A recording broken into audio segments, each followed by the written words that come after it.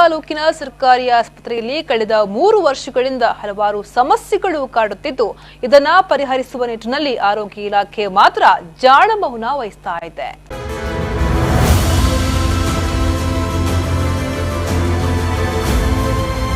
ಸರ್ಕಾರಿ ಆಸ್ಪತ್ರೆಯ ಡಯಾಲಿಸಿಸ್ ವಿಭಾಗದಲ್ಲಿ 3 ಮೆಷಿನ್ಗಳಿದ್ದು ಒಂದು ಹೊಸ ಮೆಷಿನ್ ಬಂದು 3 ತಿಂಗಳಾಗಿದೆ.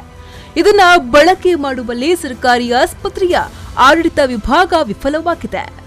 ಆರೋಗ್ಯ ರಕ್ಷಾ ಸಮಿತಿ ಒತ್ತಡದ ಮೂಲಕ ಕಳೆದ 3 ದಿನಗಳಿಂದ ಈ ಯಂತ್ರವನ್ನ ಉಪಯೋಗಿಸಲಾಗುತ್ತಿದೆಯಾದರೂ ಈ ಡಯಾಲಿಸಿಸ್ ವಿಭಾಗದಲ್ಲಿ ರೋಗಿಗಳ ಬಳಕೆಗೆ ಉಪಯೋಗ ಮಾಡುವ ಮಂಚ ತುಕ್ಕು ಹಿಡಿದು ಮುರಿದು ಬೀಳುವ ಸ್ಥಿತಿಯಲ್ಲಿದೆ.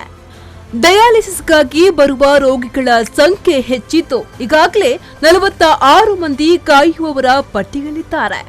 ಇಂತಹ ಸ್ಥಿತಿಯಲ್ಲಿ ಹೊಸದಾಗಿ ಬಂದ ಯಂತ್ರವನ್ನ ಬಳಕೆ ಮಾಡದೆ ಉಳಿಸಿಕೊಳ್ಳಲಾಗಿದೆ.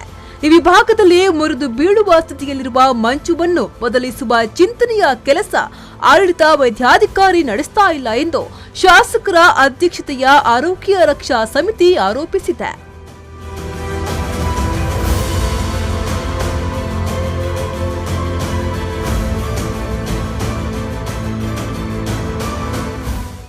ಕಳೆದ 3 ವರ್ಷಗಳಿಂದ ತಾಲೂಕು ಸರ್ಕಾರಿ ಆಸ್ಪತ್ರೆ ಹದಗೆಟ್ಟ ಸ್ಥಿತಿಯಲ್ಲಿದೆ.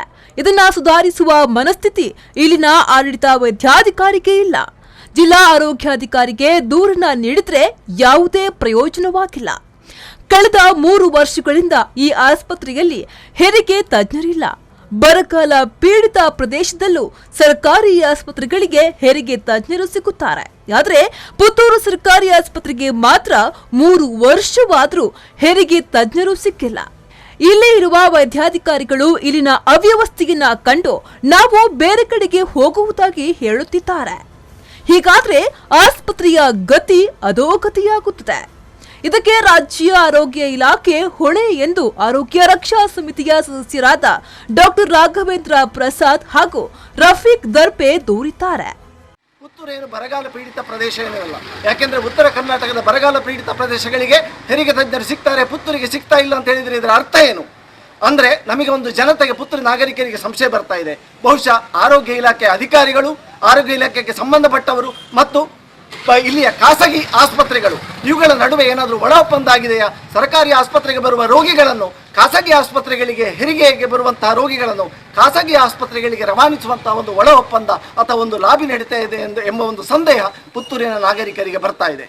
ಮತ್ತೆ ಪುತ್ತೂರಿನ ನಮ್ಮ ಸರ್ಕಾರಿ ಆಸ್ಪತ್ರೆ ಡಯಾಲಿಸಿಸ್ ಘಟಕದ ಬಗ್ಗೆ ಹೇಳುವುದಾದರೆ ಮೊದಲ 3 ಮೆಷಿನ್ ಇತ್ತು, 3 ಡಯಾಲಿಸಿಸ್ ಮೆಷಿನ್.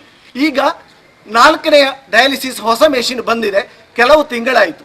ಕೆಲವು ತಿಂಗಳಾದರೂ ಡಯಾಲಿಸಿಸ್ಗೆ ರೋಗಿಗಳು 46ರಿಂದ 50ರಷ್ಟು ರೋಗಿಗಳು ಡಯಾಲಿಸಿಸ್ ಆಗಲಿಕ್ಕೆ ವೇಟಿಂಗ್ ಸೆಕ್ಷನ್ ಅಲ್ಲಿದ್ದಾರೆ.